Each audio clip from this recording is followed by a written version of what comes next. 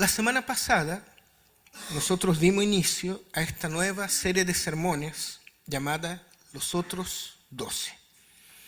Y no sé si se acuerdan, pero empezamos afirmando que en el Evangelio de Marcos hay una serie de personajes secundarios que no hacen parte del grupo de discípulos de Jesús, pero que son muy importantes y que son dignos de ser recordados y estudiados, porque muchas veces fueron ellos los que tuvieron una actitud discipular y no los discípulos que eran más cercanos a Jesús.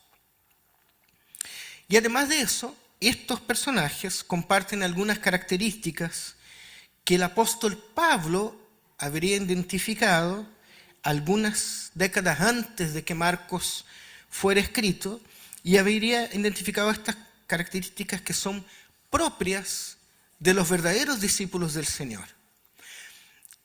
Yo no sé si eso se entendió bien el domingo pasado, entonces lo vuelvo a decir rápidamente. Cronológicamente, Pablo empieza a escribir o escribe sus cartas entre el año 50 y 70 de nuestra era, digamos, después de Cristo. Pero el primer evangelio es de la década del 70, Marcos. Entonces, Pablo escribe da consejo a la iglesia o a las iglesias que él va fundando antes de que los evangelios sean escritos. Aunque nosotros en nuestras Biblias tenemos primero a los evangelios y después tenemos las cartas de Pablo. ¿Se fijan? Y la idea acá de esta serie de sermones es que vamos a ver que pareciera que Marcos, al escribir su evangelio, llevó en cuenta características discipulares que él encontró o que nosotros encontramos hoy día en los textos de Pablo. Y entonces, a partir de eso y de esta lógica, es que nosotros nos preguntamos hoy día, casi 2000 años después, ¿qué es lo que tienen para mostrarnos estos discípulos para nosotros hoy? Estas otras personas que parecieran que son invisibles, que son secundarias, pero que muchas veces son las que tienen el adecuado seguimiento a Jesús. Nosotros vimos a la suegra de Pedro el domingo pasado y hoy vamos a ver al endemoniado de Gerasa, un hombre atormentado por un espíritu maligno que vivía en un cementerio. Les invito a que leamos en Marcos capítulo 5, versículos 1 al 20. Marcos capítulo 5. Ya está ahí proyectado también y doy lectura. Cruzaron el lago hasta llegar a la región de los Gerasenos o Gerasenos. Tan pronto como desembarcó Jesús, un hombre poseído por un espíritu maligno salió a su encuentro de entre los sepulcros.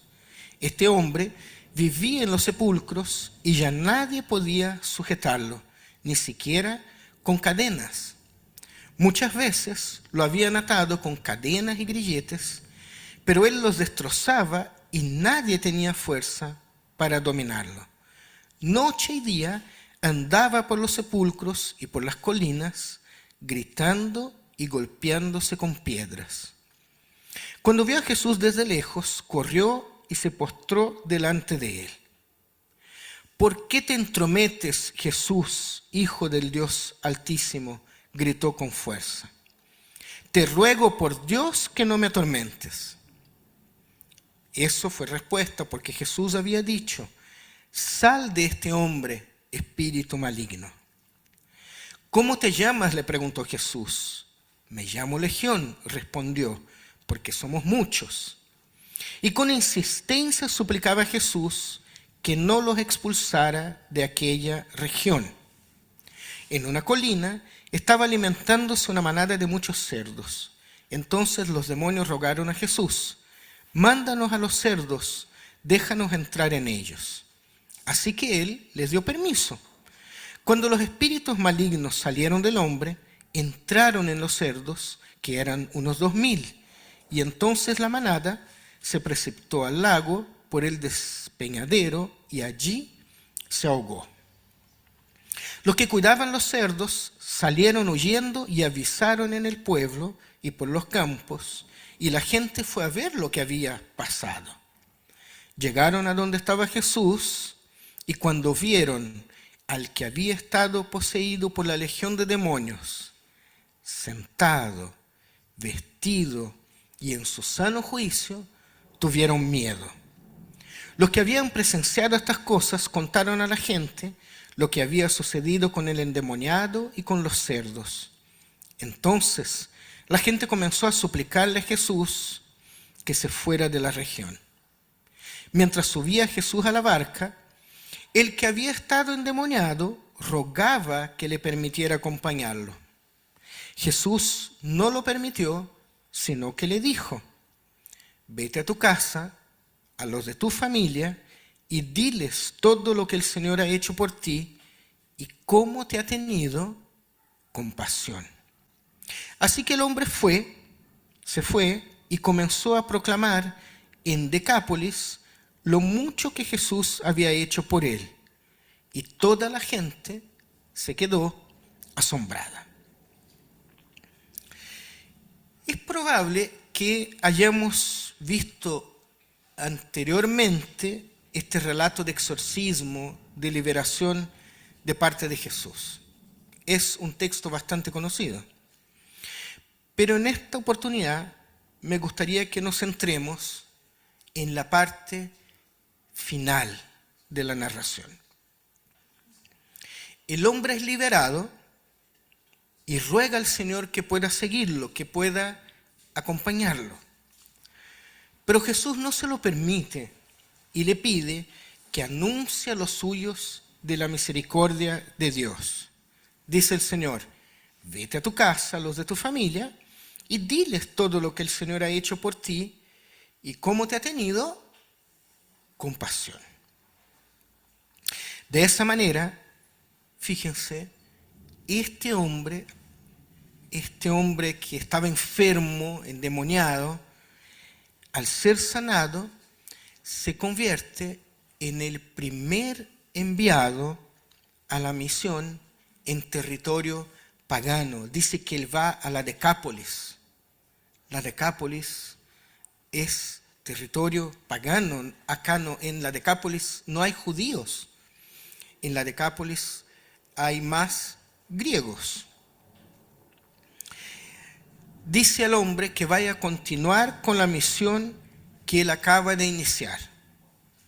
Y el relato termina así: el hombre se fue y comenzó a proclamar en Decápolis lo mucho que Jesús había hecho por él.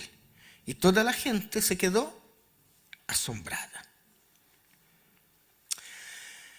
Ahora permítanme leerles en la carta de Pablo a los Romanos, en el capítulo 11, los versos 31 al 32. Romanos 11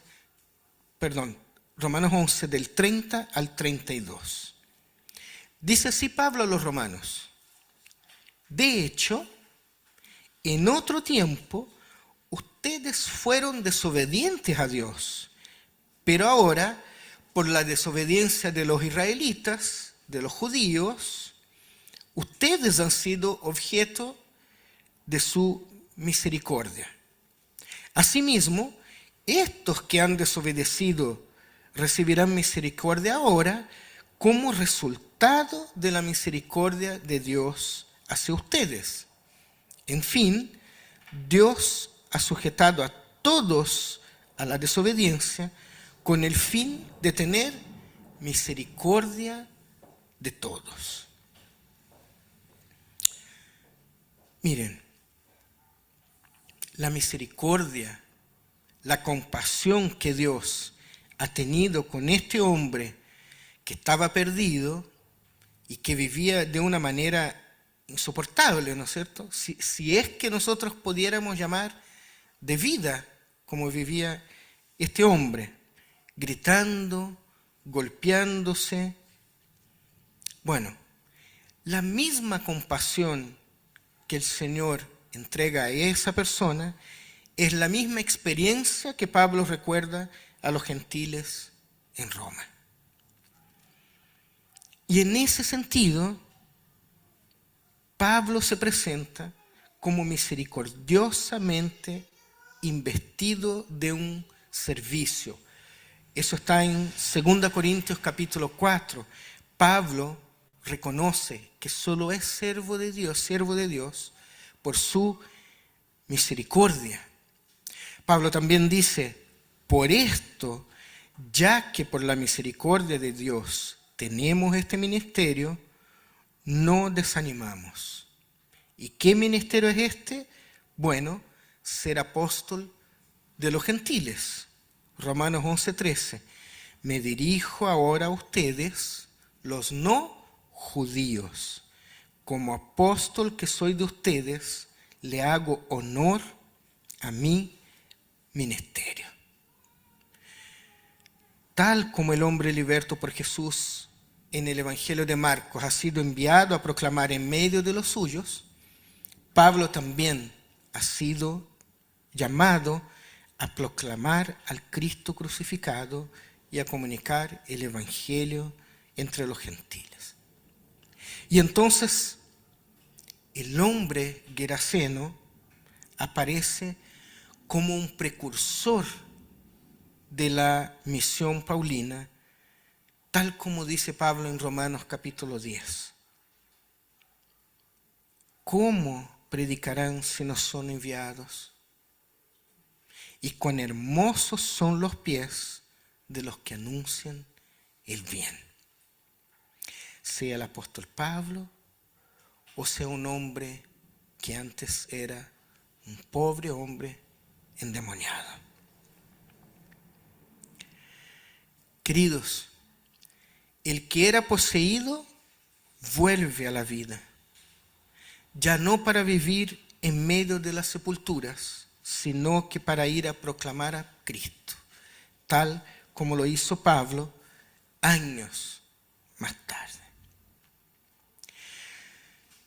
Pero hoy aquí con ustedes me gustaría tomarme de una sola palabra que resume, que engloba lo vivido por estos dos hombres.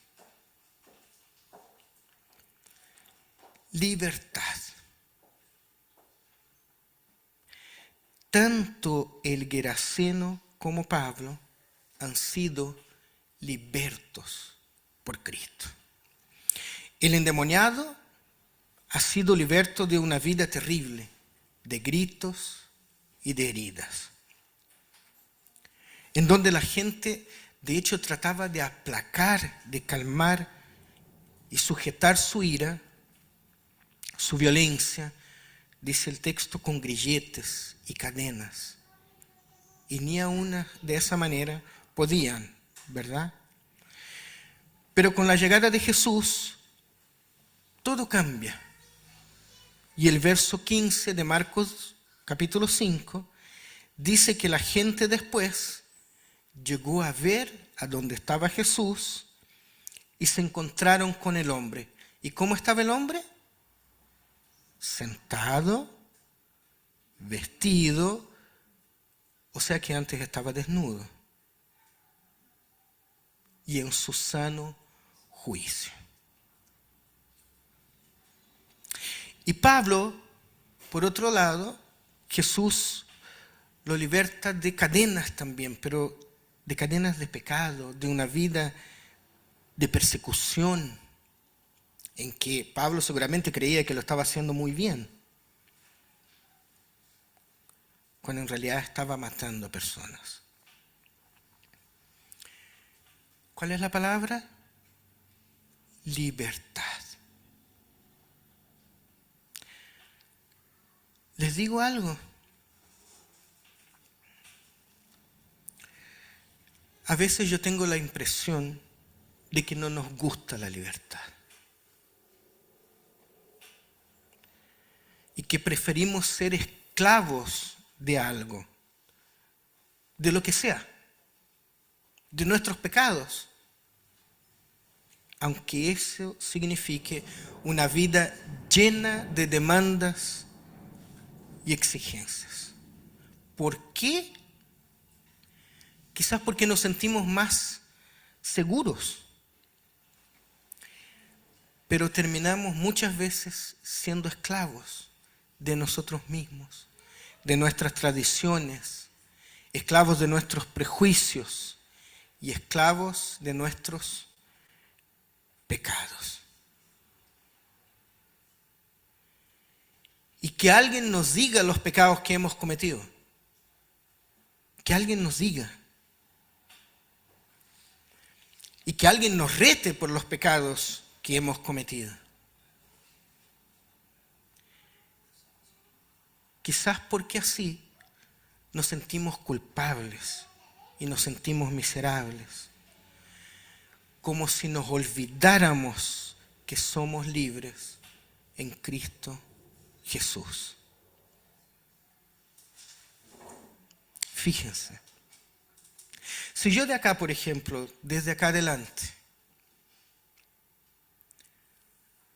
hablara del pecado y el pecado y el pecado de cada uno de ustedes, pecadores, infelices, probablemente les sacaría un montón de amén. Y a lo mejor después me dirían, pastor, qué buena la prédica, porque pareciera que nos gusta que nos golpeen y que nos tiren en cara nuestros pecados y nuestros errores. Pero nuestra vida es una vida de libertad en Cristo Jesús. Entonces, como les decía, pareciera que nos gusta que nos reten y que tengamos claro los pecados que hemos cometido y nos terminamos esclavizando. Y no solo eso, sino que terminamos esclavizando a otros, porque queremos y exigimos a los demás que se comporten de acuerdo a nuestros propios paradigmas. Queridos, queridas, somos libres en Cristo. Como dice Gálatas 5:1, Cristo nos libertó para que vivamos en libertad. Por lo tanto, dice el apóstol, manténganse firmes y no se sometan nuevamente al yugo de esclavitud. Vivamos en libertad y mantengámonos firmes, porque ya no estamos bajo el yugo de la esclavitud. Estos dos hombres, el Geraseno y Pablo, a partir del día en que se encontraron con Jesús, fueron libertos de todo, hermanos. Y vivieron de ese día en adelante en paz, con la cabeza en alto, tranquilos, livianos, porque entendieron que a partir de ese día solo debían rendir cuentas a Cristo. Yo quiero terminar esta tarde haciendo la misma invitación que Jesús hizo al Geraseno. Querida hermana, querido hermano, vete a tu casa, a los de tu familia, y diles todo lo que el Señor ha hecho por ti y cómo te ha tenido compasión. Andemos por la vida, a donde quiera que vayamos, y demostremos a los demás que somos libertos en Cristo. Y tratemos a los demás con la misma compasión con que el Señor nos ha tratado a nosotros. Amén. Amén. Buen Dios y Padre, gracias te damos por tu palabra, Señor. Gracias te damos por las enseñanzas que encontramos en ella. Gracias te damos por los ejemplos que encontramos en ella. Gracias te damos por este hombre que vivía perdido, con una vida destruida, desnudo en medio del cementerio, que vivía lleno de dolor, lleno de angustia, golpeándose, haciéndose heridas, gritando, amedrentando a los demás. Y un día llegaste tú y lo cambiaste completamente, Señor. Y no solo eso, sino que lo hiciste misionero en medio de los suyos. Y él pudo volver a su familia, a su pueblo, a su ciudad, para poder contar de lo que tú hiciste en su vida, Señor. Y lo mismo hiciste con Pablo, Señor. Lo transformaste completamente y lo hiciste el apóstol de los gentiles, Señor.